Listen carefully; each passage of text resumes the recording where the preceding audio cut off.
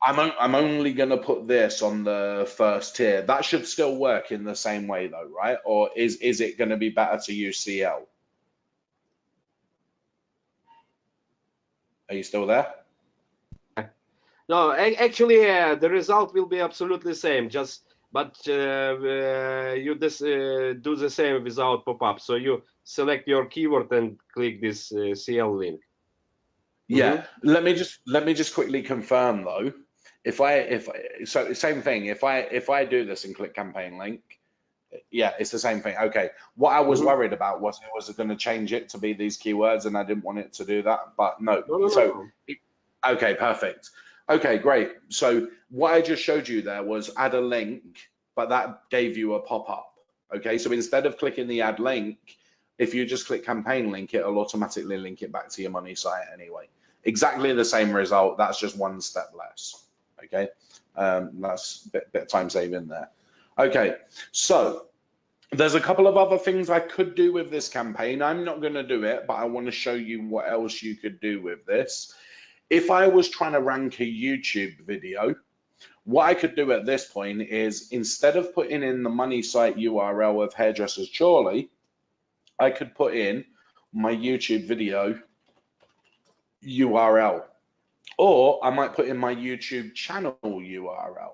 Okay, I'm just going to click on one of these first things. Let's just see what comes up. So we've got Ellen. So the YouTube video URL would be this one right at the top. Watch. Whoops. Would be watch. So if I wanted to rank this YouTube video, I could drop that in instead, and it'll build links to that. Okay. What I could also do instead though is I might want to build links to the channel. So if I wanted to build links to my channel, if you build links to your channel, it should affect all of the videos that you've uploaded within that channel. So I would just click on my channel name underneath the video and take this URL. Notice how it's got the word channel written in it, and I could build links to that. If I was doing it for YouTube videos, not only would I be building links either to the channel or to the video URL, but I'd also be embedding the actual video itself directly into the content somewhere. So I'd find a point, again, maybe it might be at the bottom, and there's a little button here that says YouTube, embed a YouTube video URL, and we could take this from underneath the video. We would click share, and we would click embed, and here's the embed code for a YouTube video, and all you would do in your Ranksnap campaign is just paste that in. Okay, and then that should be absolutely fine. Make responsive, that'll ignore width and height. I don't want to autoplay, that's fine. Everything there seems okay. We can just click OK on that.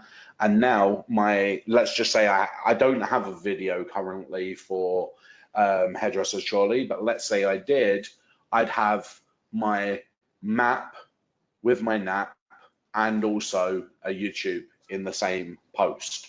Okay, now remember what's going to happen when I start creating this. It's going to post this to wordpress.com. It's going to post it to Strikingly. It's going to post it to Tumblr. It's going to post it to a whole lot of places. I don't have to keep finding the embed code. I don't have to keep finding the NAP and the map embed code. I'm just giving it to this software once, and it's going to go and post it to all those different places. Huge time saver.